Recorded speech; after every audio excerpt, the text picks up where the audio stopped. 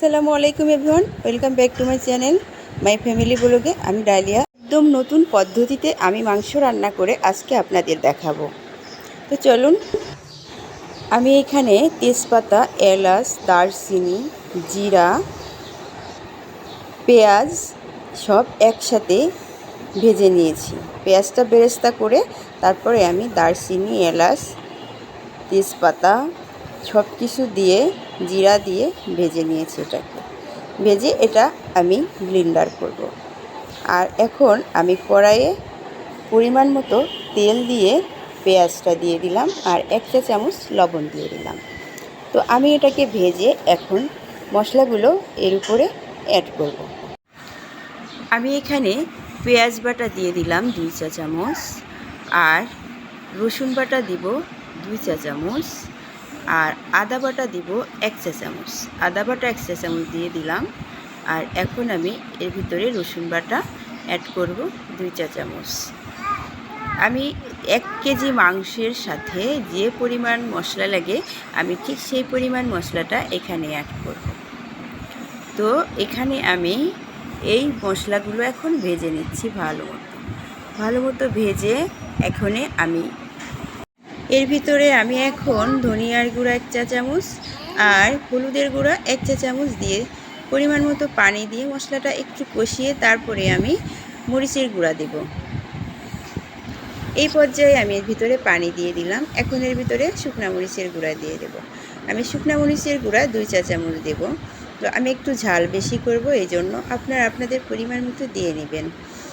তো লবণটাও আপনারা আপনাদের পরিমাণ মতো দিয়ে নেবেন। আর এখন আমি মশলাটা সুন্দর করে কষিয়ে নেব। তেল না ওঠা পর্যন্ত মশলাটা কষাবো। তো দেখুন আমার মশলাটা কষানো হয়ে গেছে, উপরে তেল ভেসে উঠছে। এখন আমি মাংসটা দিয়ে দেব। তো মাংসটা দিয়ে দিলাম। মাংসটা দেওয়ার পরে আমি সুন্দর করে পানি দিয়ে মাংসটা কষিয়ে নেব।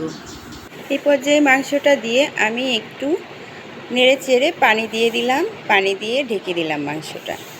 এখন এই পর্যায়ে দেখুন মাংসটা কষানো প্রায় হয়ে আসছে, এখনও পানি আছে। আমি তেল ওঠা পর্যন্ত এটাকে কষাবো, আবার ঢেকে দিলাম। ঠিক এই পর্যায়ে দেখুন আমার মাংসটা কষানো হয়ে গেছে। আমি মাংসে এখন পানি দিয়ে দিব। দেখুন মাংসের তেল উঠে গেছে আর পানি নেই, মাংসের তেল উঠে গেছে, দেখতেই পাচ্ছেন। এখন এই পর্যায়ে পানিটা আমি দিয়ে দিব। পানি দেওয়ার পর আমি 2টা আলু কেটে রেখেছিলাম, আলু 2টা এই পর্যায়ে আমি দিয়ে দিলাম। এখন আমি ঢেকে দিব। দেখুন ঠিক এই পর্যায়ে এখন আমি যে মশলাগুলো ভেজে রেখেছিলাম সেই মশলাগুলো ব্লেন্ডার করে এখন আমি এর ভিতরে দিয়ে দিচ্ছি। আমার মাংসটা প্রায় হয়ে আসছে, কিন্তু এখন একটু জাল করতে হবে মশলাটা মাংসের সাথে মেশার জন্যে। তো আমি এখন আবার একটু ঢেকে দিব তরকারিটা একটু জাল করার জন্য। আর এই মাংসটা শুধু আমি যে জিরা, এলাচ, দারচিনি আর তেজপাতা দিয়ে ভেজেছি, এটা আরও শুকনা মরিচ দিয়েও ভেজে দেওয়া যায়। শুকনা মরিচ দিলে আরও বেশি মজা লাগে। তো আমি শুকনা মরিচ এত বেশি খাই না, যার কারণে আমি দেই নাই। তো দেখুন এই পর্যায়ে আমার মাংসটা হয়ে আসছে। আর কি সুন্দর দেখুন মাংসের ঝোলটা ঘন হয়ে আসছে। এই ঘন করার জন্যে আমি একটু মশলাটা বেশি দিয়েছি, কারণ এই মাংসটা ঘন করে রান্না করলে আপনি পিঠা দিয়েও খেতে পারবেন, আর তারপরে পোলাও ভাত দিয়েও খেতে মজা লাগবে। আর একদম যদি মাংসের ঝোলটা যদি একদম ভুনা করে ফেলা হয় তাহলে ওটা পোলাও ভাত ছাড়া পিঠা দিয়ে খাওয়া যাবে না।